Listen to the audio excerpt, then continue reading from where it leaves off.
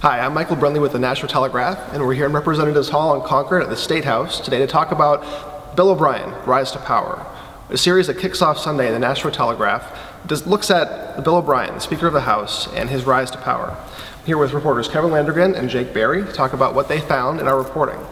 So Kevin, talk to me a little bit about Bill O'Brien. Who is this guy? How did he get to this position in Concord? You know, what's interesting is, I've covered, in almost the 25 years I've been covering the legislature, 26 House Speakers, Senate Presidents, Governors. There's no one quite like this guy. He's one of the most intriguing political figures. He had a very interesting childhood in that he was a military brat, the son of an Army division head that took him in his very early life to Japan, to Germany. He traveled the world a great deal, and it kind of formed a lot of his experiences. He also became very successful in the business of computer software and computer legal work. I worked for a number of different companies, and actually when a company went public called software.com, that's how he made his fortune. That's how he's not independently super wealthy, but he's very comfortable as a result of that sale of stock. Now, Bill O'Brien's been kind of known for his tactics, his methods. What have you heard from people about the controversy he's kind of brought up here in Concord?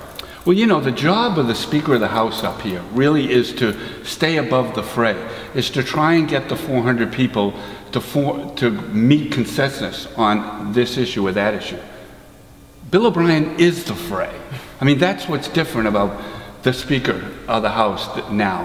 He's very confrontational, he's very aggressive, he understands he became Speaker by skill, sweat, and serendipity, a combination of those, and he may not be able to keep it. So he's very anxious to try and accomplish as much as he can, and as you said, uses the power of the office to his advantage, delays a vote on right to work for 6 months so he can get the right vote. Didn't succeed. Holds a quick gavel vote to pass a redistricting bill over the governor's veto without the bill even being printed. These are the kind of things he does. You have to keep in mind that the Speaker of the House in New Hampshire is among the weakest in the country, just like the governor. In this state, as we know, because of the Constitution, every bill has a hearing, every bill has to be voted on. A speaker gets $125 a year, has power like parking spaces and like where people sit in this august chamber, but does not have a lot of power unless he or she uses it aggressively, and this speaker does. Now, Bill O'Brien hails from Mount Vernon. Tell us a little bit about what you found about the time he spent in Mount Vernon and what that kind of showed about how he was going to rise to this position. Sure. Well, to be honest, Mike, he's the kind of guy, he's kept a low profile around town. He really, he arrived in Mount Vernon around the year 2000, moving across the town line from Amherst. And he's held fairly few public positions since then. He served a few terms on the town school board. More recently, he served on an advisory commission for the police department. But aside from that, for the most part, people say that he keeps to himself. Neighbors really paint a picture of a pretty quiet, friendly guy who stays up in his hilltop home in Mount Vernon. And people that he served with on the school board really say that he was very, very motivated, very engaged member. He rarely missed a meeting. He always came very, very prepared.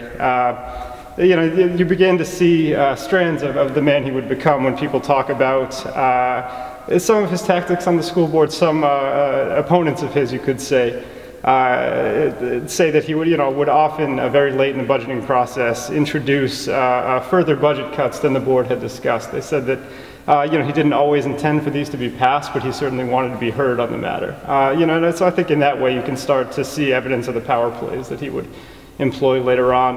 But certainly, people that he served with, neighbors, friends, opponents, they all show a man whose beliefs are deeply rooted in in ideals of small government and limited government spending. Were there things what's one thing that you learned about him through this reporting that maybe people don't know offhand? Sure. Again, neighbors of his really say that he's very, was a very warm and friendly man. They all say that he's a guy who would go out of his way to help them. Neighbors in both Amherst and Mount Vernon, come up with examples of times where he, really reached out for them. you know, also within the neighborhood, he's a fairly, I don't want to say public figure, but his family hosts parties at their home where they invite the neighborhood. As somebody mentioned, that right now they're in the process of organizing a neighborhood gathering of some kind. So he's public in that kind of way, I suppose. Now, Kevin, we know that he has now said that he does want another speaker term. What do you think the chances are of that happening? I guess looking ahead a little bit, where would you put that in terms of the possibility? Well, certainly, Mike, you know, maybe 3 or 4 months ago, I thought the odds were less than 50-50. They've really improved since then. And they've improved because of how he got the job in the first place.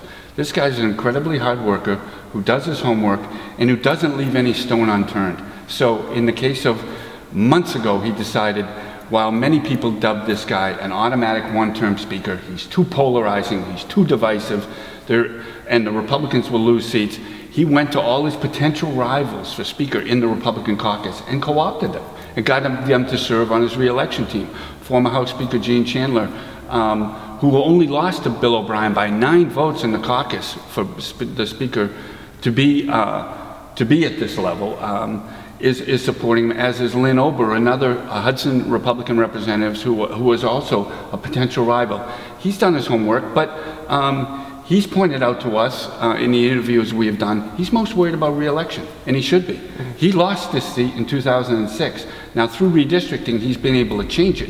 He's dumped a lot of towns that are less friendly to a conservative Republican like himself, but Democrats got the knives out, and they think this may be a year we can knock him off before he gets back to Concord. This is just a taste of what you'll find in our series starting Sunday, Bill O'Brien, Rise to Power. Visit NashvilleTelegraph.com to see more online or purchase a copy of the Telegraph at your local store.